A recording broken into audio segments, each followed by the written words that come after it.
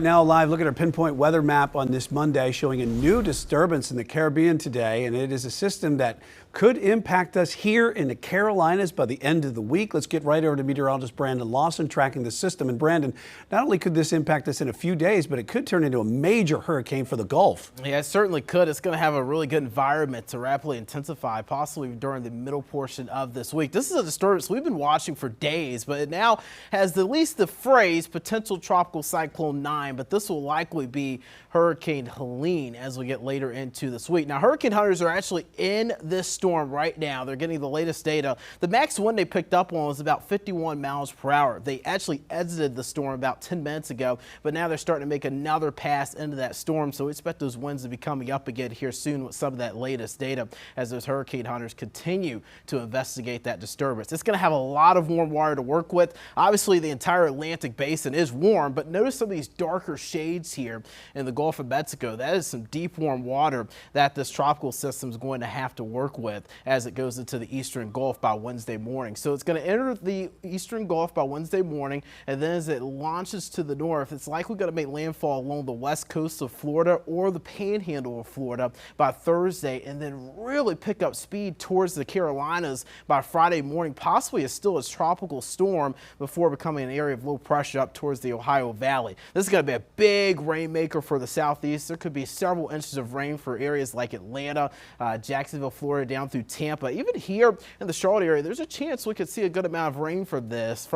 We'll continue to iron that out for you as we get more into this week. Kind of an interesting setup here. This area of low pressure that's going to be parked over the mid-south. It's just going to kind of sit here and kind of meander around and kind of catch Helene as it gets up towards the southeast here. And it's going to do kind of what we call a Fujiwara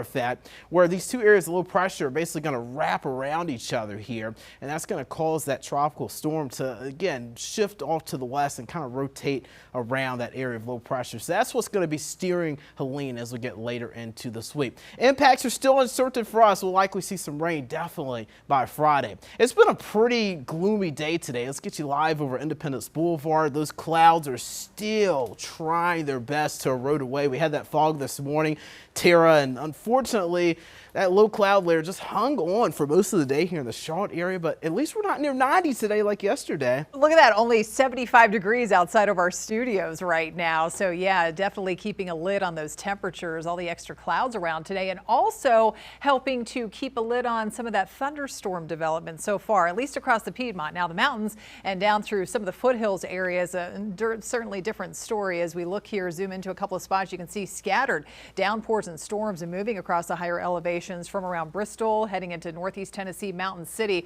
All of that is pushing off to the east. They've had some heavy pockets of rain around sections of Ashe County down into Watauga County, scattered around Boone, and heading in that eastern part of Avery County too, right across that stretch of Highway 221. And heads up, friends, in the mountains of Caldwell County, mountains of Burke County, maybe even not far from the Jonas Ridge area, could see some of that stormy weather here coming in as long as it holds together. And then also looking at some weakening showers for now, entering that western edge of Burke County, say around just to the west in the Morganton area. There's that shield of clouds just still locked in place for the most part, from especially around the Queen City north. But we've seen a little bit of an erosion in that cloud deck off to the south, so temperatures warming up across Lancaster County a little bit more, some peaks of sunshine now. And so future radar as we take it out through the rest of tonight, not really expecting at this point much more storm development outside of the mountains and foothills, so we could still see a few more showers and storms in some of the same places where we have the activity right now. Not expecting too much more outside of especially those higher elevations as we go through the rest of tonight. So we've got 77 degrees from out at the airport in Charlotte, just a light east southeast wind, about 5 to 10 miles per hour. There's what I was talking about here. So a little bit of a brightening sky. We've got some slightly warmer temperatures. Lancaster, Cheraw at 81, 77 though.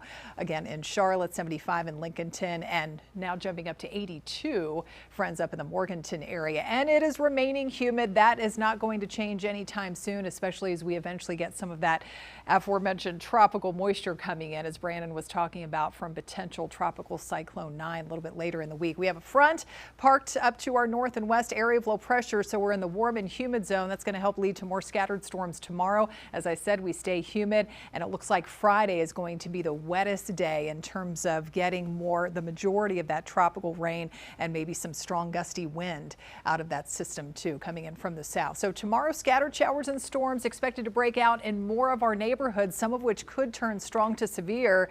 All that green shaded across the majority of our area, that indicates that level 1 out of 5 risk of severe storms. So some of those storms by tomorrow afternoon and evening could produce some damaging wind gusts and maybe at least some smaller sized hail. Let's check it out on future radar. Again, through the rest of tonight, most of the showers and storms remaining north and west of Charlotte. We could have some spotty rain, though, developing early tomorrow, and then we're going to be looking at more areas of scattered storms into the afternoon. Wednesday, it looks like the more active part of the day with some lingering showers or a couple of thunderstorms maybe in the morning, with a drier afternoon expected as we break out with more sunshine. So that will help heat things up a little bit more, back into the mid 80s the next couple of days. Again, the highest rain chance comes on Friday with some of that tropical rain and wind.